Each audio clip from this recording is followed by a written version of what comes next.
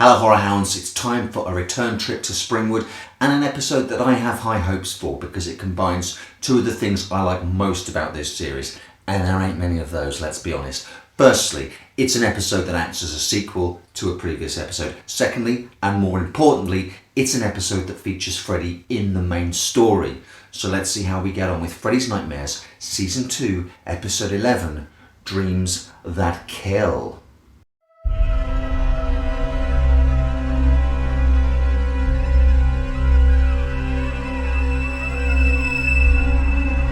I bid you welcome. I welcome you to my house. Welcome to my house. Welcome to my home. Okay, so episode 11 is acting as a sequel to the first episode of season 2, which is called Dream Come True. You can check out my review of that in the Freddy's Nightmares season 2 playlist.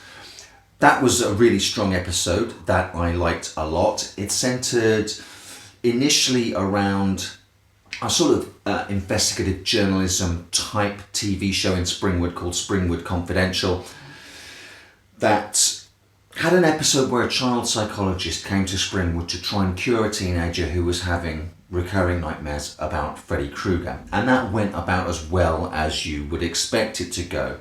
The B story of that particular episode saw the cameraman from Springwood Confidential convinced that he had captured Freddy on videotape post-death Freddy and was trying to hunt him down again to capture evidence of Freddy committing these murders on camera. Nice Freddy-centric episode, nice and strong.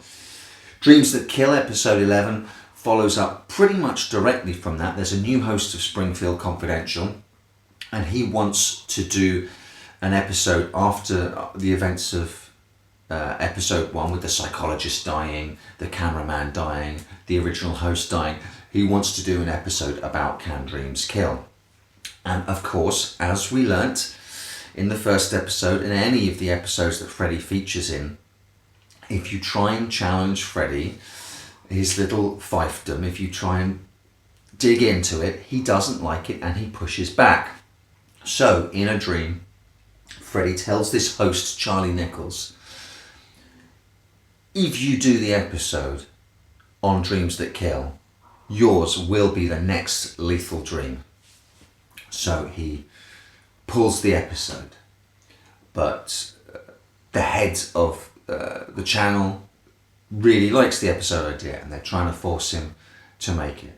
There's a tussle between him and the brass and him and Freddy, and any time it looks like he's going to do the episode, Freddy comes back and says,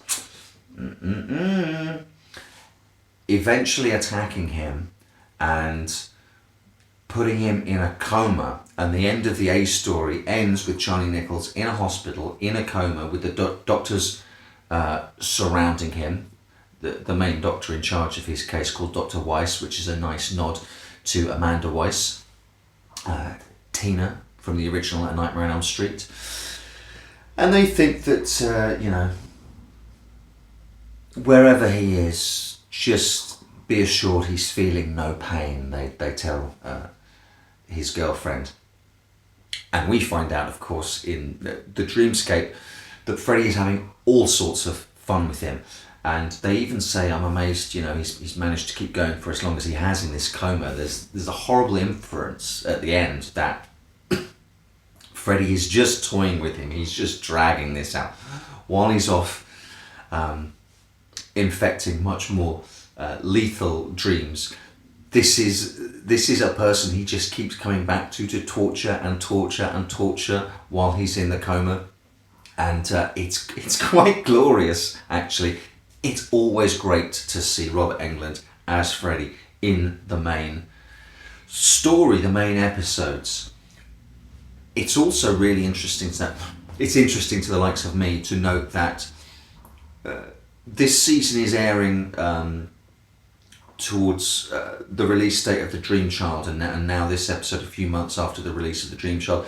And Freddy's makeup is much more aligned to his look in the film that's currently out at the cinemas. When we were looking at season 1 of Freddy's Nightmares, Freddy's look was much more closely aligned to how he looks in The Dream Master, which was the current movie out then. So they're trying to keep some sort of synergy with the look of Freddy, and Freddy now looks much more Dream Childy, whereas in series 1 he looked more Dream Mastery. At the end of the A story, we leave Charlie at the hospital in a coma, and the B story picks up with his team of doctors there, who go from his case to having to deal with a teenager who's crashed on a motorbike. For a while I really had my fingers crossed that it was Dan from the Dream Child, and they were really going to interconnect all of these things. But no, it's a teenager called Mark, and his deal is that he's received a head trauma, and whilst physically he's absolutely fine, there's a portion of his brain that